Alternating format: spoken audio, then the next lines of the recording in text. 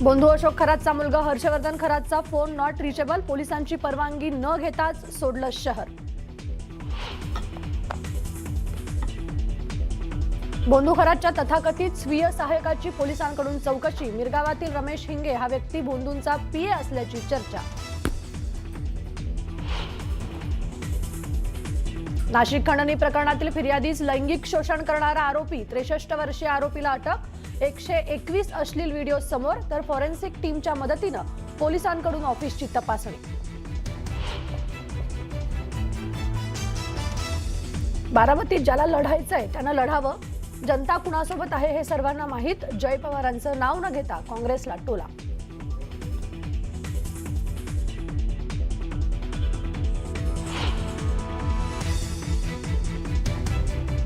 समरजित घाटगे पुन्हा भाजपवासी होणार, 8 तारखेला मुंबईत रवींद्र चव्हाण, चंद्रकांत पाटलांच्या उपस्थितीत पुन्हा भाजपमध्ये करणार प्रवेश।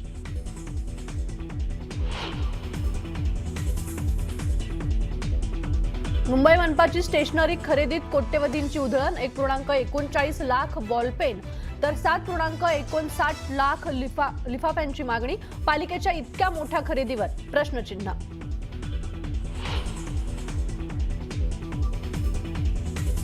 48 तासात हॉर्मुझ सामुद्रधुनी खुली करा, नाहीतर विनाशाला सामोरं जा, डोनाल्ड ट्रम्प यांची पुन्हा एकदा इराणला धमकी।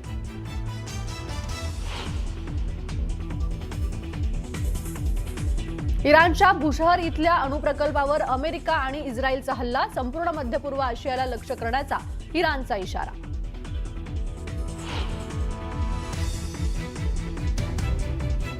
आणि हिमाचल प्रदेशच्या कुल्लूमध्ये भीषण अपघात, पर्यटकांची बस दरीत कोसळली, अपघातात 4 जणांचा मृत्यू तर 16 जण जखमी।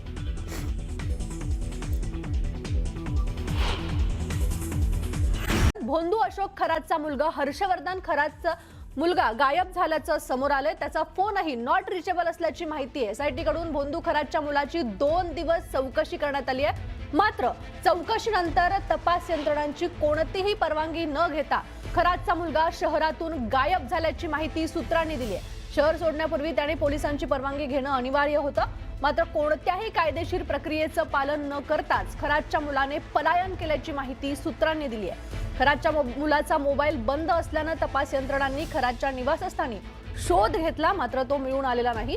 मुलाचा मोबाईल नॉट रिचेबल असल्यानं तो कुठे गेला, त्याच्यासोबत कोण आहे याचा शोध सुरू करण्यात आलेला आहे। तर खरातची पत्नी देखील गुन्हा दाखल झाल्यानंतर फरार आहे। याआधी खरातची पत्नी फरार झालेली असतानाच आता मुलगा देखील गायब झाल्यानं तपास यंत्रणाच्या कार्यक्षमतेवरती प्रश्नचिन्ह उपस्थित झालाय।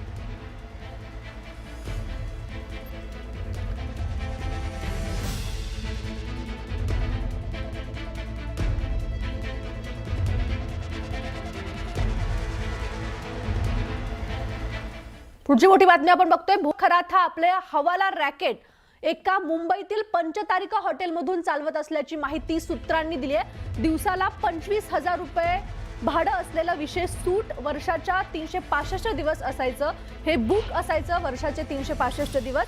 हवाला रॅकेटचे दुबई कनेक्शन समोर येण्याची ही शक्यता आहे। या सर्व हवाला रॅकेटचा मास्टरमाइंड बंधू अशोक खरातचा सीए ललित पोफळे असल्याची माहिती सूत्रांनी दिली आहे। महत्वाची बातमी आपण बघतोय, मुंबईतील पंचतारिक हॉटेलमधून खरात हवाला रॅकेट चालवायचा। आपले प्रतिनिधी लक्ष्मण घाटोळ आपल्याशी जोडले गेलेले आहेत। लक्ष्मण, काय अधिकची अपडेट आहे? अशोक खरात प्रकरणामध्ये दररोज नवनवीन प्रकारची माहिती, नवनवीन प्रकारचे अपडेट जे आहेत ते समोर येताना आपल्याला पाहायला मिळत आहे। बंधू अशोक खरात ज्याच्या घरामध्ये मोठ्या प्रमाणात रोकड असायची, कॅश असायची, अशा प्रकारची कबुली त्याच्या मुलानेच एसआयटीच्या चौकशीमध्ये आणि तपासामध्ये दिलेली होती। त्यामुळे अशोक खरातकडे इतका पैसा कुठून येत होता असा तपास जेव्हा पोलिसांकडनं आणि एसआयटी कडनं सुरू करण्यात आला, तेव्हा माहिती जी आहे ती एसआयटीला मिळाल्याची सूत्रांची माहिती आहे। बंधू अशोक खरात हा हवाला रॅकेट देखील चालवायचा आणि तो मुंबईच्या एका पंचतारांकित हॉटेलमधून हे हवालाचं रॅकेट जे आहे ते चालवत होता आणि 365 दिवस 25,000 रुपये दररोजच्या रकमेची एक रूम विशेष सूट जो आहे तो त्या पंचतारांकित हॉटेलमधला हा बुक असायचा, अशी देखील माहिती समोर येते। त्यामुळे अशोक खरात हे जे हवालाचं रॅकेट होतं ते कुणासाठी चालवत होता, इतका पैशांची देवाणघेवाण तो का करत होता, कुणासाठी करत होता आणि त्यामागे त्याचा उद्देश नेमका काय होता, हे सगळं एसआयटीच्या तपासात समोर येईल. मात्र या सगळ्या प्रकरणामध्ये महत्वाची बाब म्हणजे अशोक खरातचा जो सीए आहे ललित फोपळे हा या सगळ्या प्रकरणाचा मास्टर माइंड असल्याचं देखील समोर येतंय. त्यामुळे अशोक खरात प्रकरणामध्ये दररोज नवीन येणारी माहिती, समोर येणारी जी माहिती आहे त्यानुसार अशोक खरातचा पाय आणखी खोलात जात असल्याचं आपल्याला पाहायला मिळतंय. नक्कीच लक्ष्मण, अधिकचे अपडेट घेत राहू. धन्यवाद तुम्ही दिलेल्या या माहितीसाठी. पुढची अपडेट, नाशिकचा भोंदू अशोक खरातनं मोठं आर्थिक साम्राज्य उभं केल्याचं हळूहळू पोलीस तपासात उघड होऊ लागलंय. राज्यात अनेक ठिकाणी त्यानं संपत्ती खरेदी केली आहे. नाशिक आणि अहिल्यानगर जिल्ह्यात त्यानं संपत्ती खरेदी केल्याचं पाहायला मिळते. अशातच शरद पवारांच्या राष्ट्रवादीचे आमदार रोहित पवारांनी सोशल मीडियावर एक पोस्ट शेअर केली आहे. खरातनं हवाला मार्फत परदेशात मोठ्या प्रमाणात रक्कम पाठवल्याचा संशय व्यक्त केलाय. अशोक खरातच्या प्रत्येक व्यवहाराची चौकशी केली जाते. या पार्श्वभूमीवर खरात सोबत काम करणारे तपास यंत्रणांच्या रडावर आहे.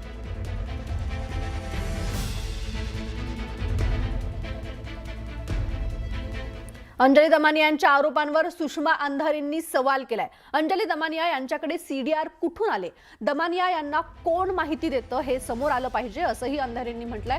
जे वाईट काम करतील त्या सगळ्यांची नावं मी घेणार, यामधल्या राजकारण्यांचा शोध घेऊन मी पुढे आणणार असं अंजली दमानिया म्हणाल्या.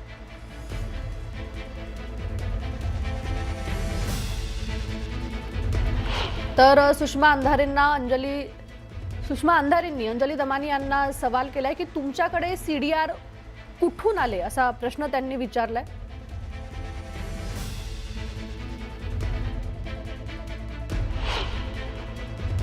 या सीडीआरच्या मुद्द्यामध्ये मला प्रश्न पडलाय. म्हणजे सीडीआर निघाले ही चांगली गोष्ट आहे, पण जेव्हा अंजली दमानिया म्हणतायत, अगदी घाईघाईने सांगतायत की हे सीडीआर आलेले आहेत, मुळात दमानियांकडे सीडीआर आले कसे?